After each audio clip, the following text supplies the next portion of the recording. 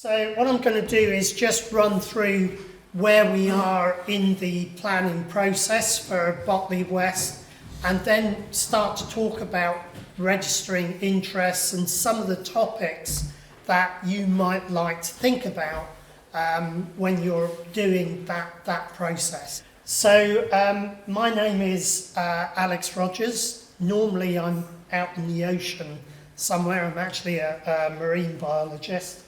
But just to say that all of us are essentially members of the community, and Stop Botley West is very much a grassroots organisation. Rosemary and I and several people in the audience are parts of a core organising committee, but essentially we work through local volunteers. And I thought I'd just like to start by saying we all, well, certainly most of us, I'm speaking for myself and the committee here, we understand there's a climate emergency. I work in an organisation of over 700 people, of which probably 3/4 are working on the impacts of climate change on the ocean and looking at trying to predict some of the impacts on the earth and ultimately on humankind as well.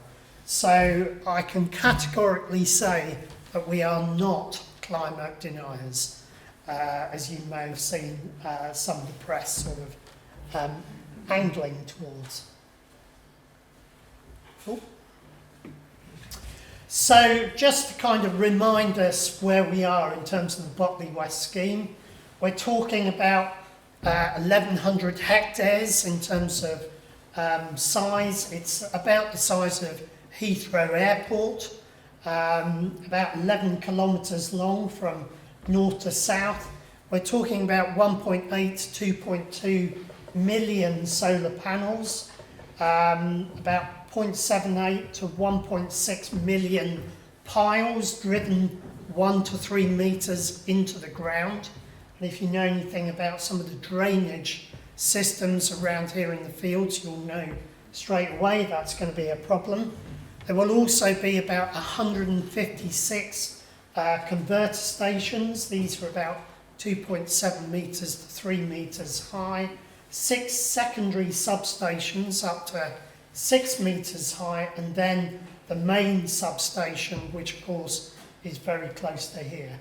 And also we've recently found out there's going to probably be a battery farm going in next to that substation.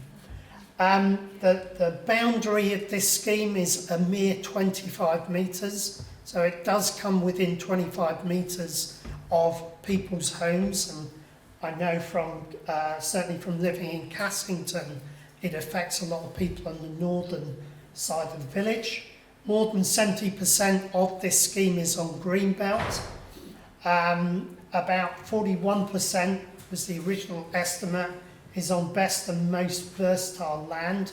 If you look at the environmental statement from PVDP, they're now saying that's 36%. It's still a lot of very good agricultural land, and pretty much all of the rest of it is grade 3, whether that's 3A or 3B is not entirely clear, but even if 3B, that means the land is good to moderate for growing certainly cereal crops. And about 11,000 homes are within 1.5 kilometres of this scheme. And this actually, and this and many other of these features really make this scheme quite unique, nationally and probably unique globally as well. So it's one of the largest solar power stations in the world. When this scheme was first announced, it was in the top 20. 18 of that top 20 at the time were located in desert or arid land, for obvious reasons. There's lots of sunlight, there's not many people, and I would say there's not a lot of life, but actually that's not true, because desert ecosystems have their own unique characteristics. So the planning process, as you probably know, the proposal was officially submitted on the 15th of November. The acceptance stage has been completed, and we're now entering, we're now in the pre-examination stage where interested parties, that's us, everyone in this room, has 30 days to register as an interested party. And the deadline for that is the 27th of February. So hence we're running this event today and events in the next few weeks in Cassington and Hanborough. The examination will then take place. That can be as short as 3 months, but we think because of the size of this proposal, it's likely to be 6 months. Then the Planning Inspectorate will issue a recommendation to the Secretary of State, who will then make a decision on the scheme. So essentially, now we've entered the actual acceptance stage as being complete, all of this runs to quite a tight series of deadlines. It's pretty much going to march along to this scheme. So when we're registering interest, what issues do we need to actually think about? This is actually a painting done of the area, and I think it's really very representative of the landscape around here. Obviously we've got fields where we've got crops being grown, we've got hedgerows, we've got lots of water around here, and in fact this scheme is being built over effectively 3 river valleys. So instead of the land being nice and flat and these solar panels being easy to hide, in fact many of them are on elevated ground and visible therefore for miles. So there's a whole raft of different areas we might think about, or you might think about, that potential grounds for your concern and where you might be raising them in the registration of interest. So landscape, heritage, public rights of way, flooding, greenbelt, farmland, biodiversity, and some other issues, some of which are very significant. And I'll just run through each of these. So in terms of landscape, the Botley West Solar Power Station is positioned on the sloping ground of the valleys of the Evenlode, Glyme and Cherwell. This essentially is almost the worst scenario in terms of landscape impacts of a solar scheme, because of course we've got lots of elevated ground and these solar panels are going to be visible for miles. And this is one example. This is from a footpath which runs between Cassington over towards Yarnton up to Spring Hill, and this is a view towards the west. And essentially all of this field is going to be covered in solar panels, but also pretty much all the land you can see on the horizon here will also be covered in solar panels. And we're being told in the environmental statement that after a year, basically this solar farm will not be visible. So, I'll leave you to think about that one. So essentially, the mitigation that's being proposed in the environmental statement is insufficient to avoid significant adverse impacts on the landscape. Now that is not just in terms of the visual impact, which is conversion of countryside to essentially an urban landscape, but also in terms of scale. And these things both count in terms of planning consideration. So it's visual impact and scale. And as I said, this thing's the size of Heathrow Airport. Heritage. This is a big one. We're dealing with the setting of Blenheim Palace, which is a World Heritage Site. And essentially, during the process of getting this World Heritage status granted for Blenheim Palace, a whole report and proposal was put together, and part of the declaration of this as a World Heritage Site was based on the setting of the palace, and the setting being all the countryside and land that the estate owns around Blenheim Palace. Now, interestingly, something which has come up very recently is that now there is an option for PVDP to either lease or actually buy large tracts of this land. So this is something which is somewhat puzzling us at the moment, and we're looking into, but no doubt somebody is making a lot of money from this. Of course, it's not just Blenheim Palace in terms of heritage, it's the setting of Oxford City and its colleges, its impacts on conservation areas in the villages around this solar power station. So many of the villages have conservation areas, many of them have grade 2 and grade 1 listed buildings. Also, as PVDP's archaeologists have been discovering, this landscape, which has been occupied by humans for probably more than 100,000 years, is littered with archaeological sites. New sites being discovered, at least 2 around Cassington. There's another big Roman site being found just outside Blaydon. The area is literally littered with thousands of years of human history. And then, of course, there are impacts on the gateway to the Cotswolds area of outstanding natural beauty. So, of course, tourists going in via the A40 or A44 in towards the Cotswolds are going to be able to see this huge solar farm. Public rights of way. There are obviously impacts on the views and openness of the landscape from public rights of way. This is a photograph from one of the footpaths from Cassington. These really are very, very beautiful at certain times of year, and in many cases, certainly around my village, those footpaths can be hemmed in by solar panels on both sides.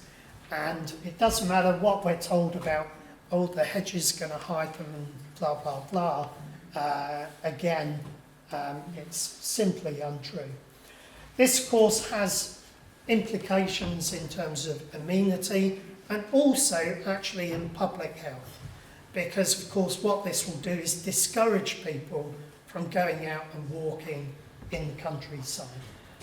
There will also be significant disruption to footpaths and other public rights of way during the building phase, because, of course, we're going to have cable routes being dug up, we're going to have building traffic in and out of the sites and so on. We are being offered some extra footpaths, but again, those extra footpaths are through the solar farm. So, yeah, not sure who's going to use those. Flooding is a very interesting one. If you look at the environmental statement, you will find that PVDP have only accounted for hard infrastructure. And what they mean by this is essentially the concrete bases of the substations and other infrastructure associated with the solar panels. What they have done is avoided the peer-reviewed evidence that solar panels themselves increase runoff rate from rainstorms. So what happens is the rain falls on sloping panels, it forms what's called a drip line on the bottom of the panels, runs off, and then forms channels in the ground, even if there's vegetation there.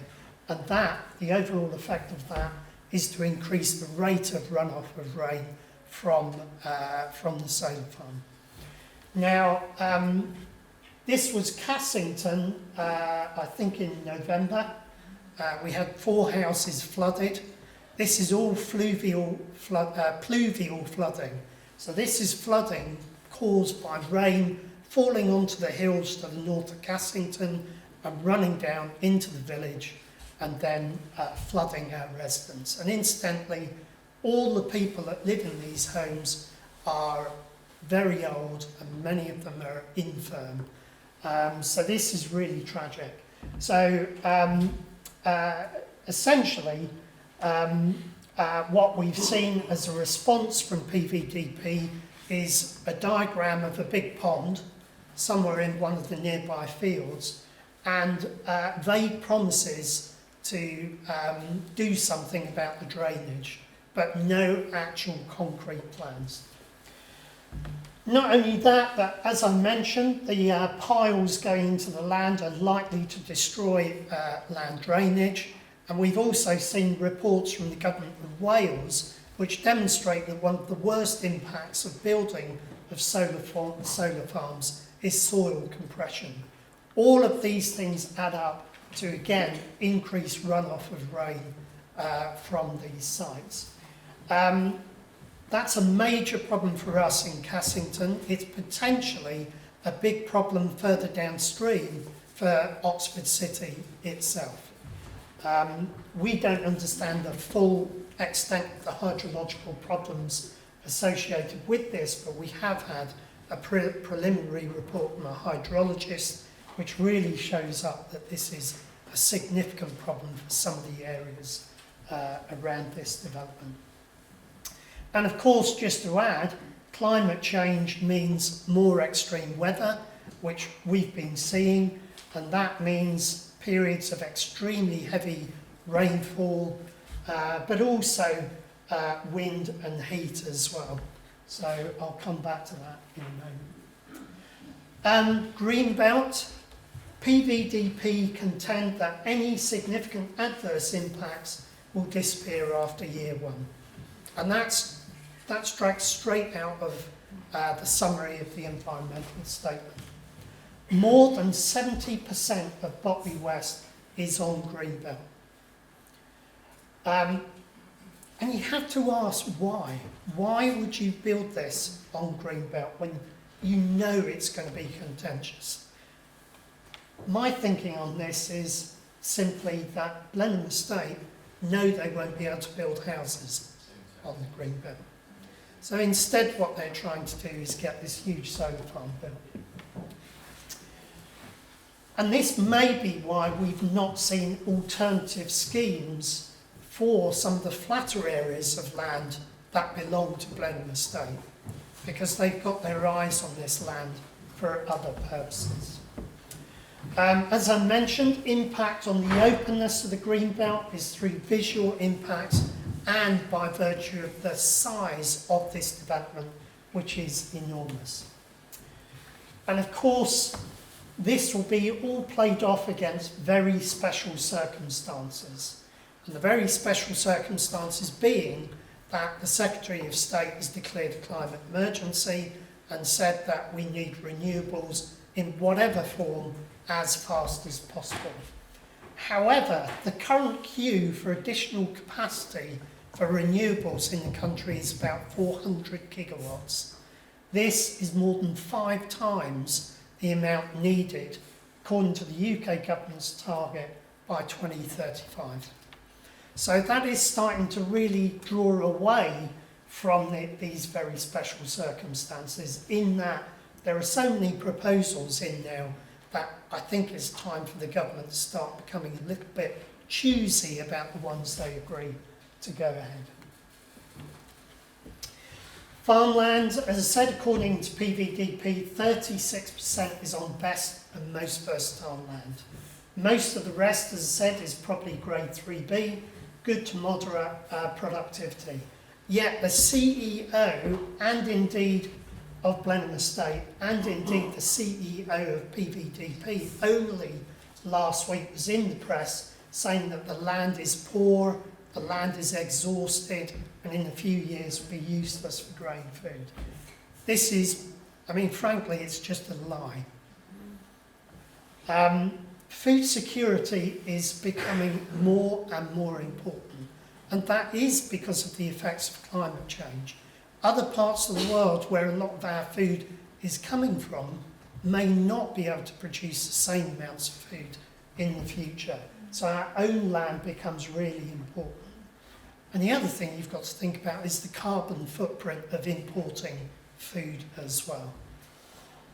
And it's not just CO2 emissions, there are many other adverse environmental outcomes connected with food that's imported from overseas. So land clearance, poor agricultural practices, and so on.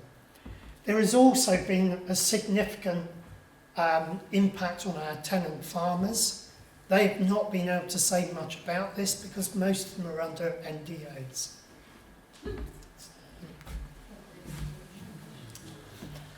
Biodiversity, so PVDP are claiming a biodiversity net gain of 70%. But this biodiversity net gain is according to a government algorithm that is essentially only based on changes in habitat type and condition. So if you change a field growing crops of wheat to grassland, you get a massive bonus score on the biodiversity net gain algorithm. The problem is that this BNG doesn't take any account of other impacts on biodiversity. So, for example, even PVDP admit that there is likely to be significant adverse impacts on red-listed farmland birds. Farmland birds depend on the mosaic of habitat and cropping of the land to complete their life cycle through the year. We're talking about birds here like yellowhammers, linnets, reed buntings, and so on. Interestingly, one of the groups of animals that we do have information about impacts of solar on are bats. And for bats, solar farms are really, really bad news. We don't understand why, but solar farms cause really large mortality of bat populations. And according to PVDP's own environmental report, this is a great area for bats. We've got many species, many rare species, and good populations of them. PVDP make a big thing about planting hedgerows, but frankly, these take many years to be realised in terms of their biodiversity and benefit. And there are also questions around runoff from the site during construction on the water bodies that flow through the area. And finally, other issues. And these are things which we've been aware of for some time, but some of them are only just coming to light. So one of the big problems in my view is that the consultation, frankly, was not adequate, and frankly, the proposal has changed very, very little as a result of all of this consultation that has been said to take place. The buffer zone of 25 metres is a big issue. I don't believe that that's even safe for residents when you think about things like storm damage, fires, and many other aspects of noise and disturbance. It's within 1.5 kilometres of 11,000 homes. So actually, although this area is rural, it's quite densely populated. There's going to be enormous disruption to roads during construction, and I point particularly here in terms of the Farmore Road and the laying of cables for this project alongside it. There'll be noise. Another very interesting one is that, of course, the sun's energy falling on solar panels, about 70% of that is converted to heat. So what we see as a result is significant thermal effects by large-scale solar farms. Now, what we've discovered recently is those thermal effects cause thermals, essentially columns of warm rising air above the solar farm. It turns out that those thermals impact on the radar from London Oxford Airport and Brize Norton. London Oxford Airport is currently looking at problems associated with this scheme. They include glint and glare as a problem for pilots, and also emergency crash landing areas. This is one of the biggest airports for training pilots in the country. And I don't know whether you remember, about 6 months ago there was a plane went into one of the fields near the airport. Everyone got out of that plane unscathed. That certainly wouldn't be the case if they piled into a load of solar panels. And finally, there are also questions over the source of funding for this scheme. You probably all be aware about the stories around Russian money. Now that now that PVDP are going to be making compulsory purchases relating to this scheme of land, they've had to declare who the beneficial owners of the company are. And lo and behold, one of the beneficial owners is Yulia Lezen, who is indeed the person that Private Eye have named many times as being connected with the scheme, who is a Russian who has now bought Cypriot citizenship. And her money has come from some very unsavoury activities. Then there are questions over the current governance of Blenheim Palace, the charity, and Blenheim Estate. Essentially, the simple story here is that the CEO of the charity is also the CEO of the commercial company. So pretty clearly, he can't be a neutral party in terms of running a charity. And no matter how hard we've tried, we've got nobody in the charity to make any comment whatsoever about the impacts of this solar scheme on Blenheim Palace itself. I think that's probably... So, where are we now as Botley West? Where we've engaged a law firm, Marrons, who have form in this particular area of activity. We're engaging experts on landscape and heritage. We're working on the planning application, looking at it in detail, and we're preparing for registration as an interested party representing community interests. We're also talking to lots of people. We're talking to the affected communities, you. We're talking to parish councils, district councils, Oxfordshire County Council. We also spoke to Oxford City Council just last week. They weren't interested, quite frankly. And we're fundraising because, of course, bringing in these experts is expensive. We've raised about £106,000 so far, so we've done very well, but we estimate the cost of this are going to be in the order of 150,000. So if you've got any 50p's kicking around in your pockets, please donate before you leave. We really are very, very desperate to get this final 50,000 of funding. So just to reiterate what the donations are being used for, that are being sent to Botley West. Most of the work in SBW is done by a core team of 12 volunteers, the committee, but also a raft of other volunteers in the village. But to maximise our chances of success with this planning inquiry and a credible voice during the inquiry, we've engaged professional teams consisting, as I said, of a planning consultant, experts in landscape and heritage, and a legal firm. Not sure I'm right on the barrister there, but it's a legal company. The two experts supported by the planning consultant are currently pulling together documentation and evidence to support our case and provide the information our legal team needs to represent Stop Botley West at the planning inquiry.